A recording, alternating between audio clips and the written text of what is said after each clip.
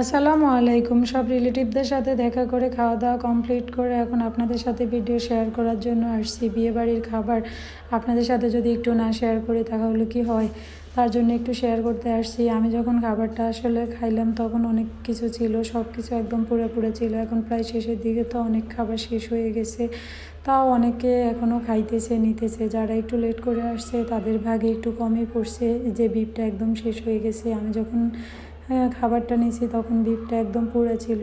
যাই হোক, তারপরে সালাদ আইটেমটাও দেখলাম যে প্রায় শেষের দিকে।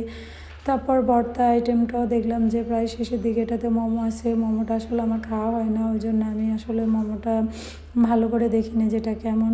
তারপর ফুচকাটা খেয়ে দেখলাম ওটা অতটা ভালো লাগে নাই।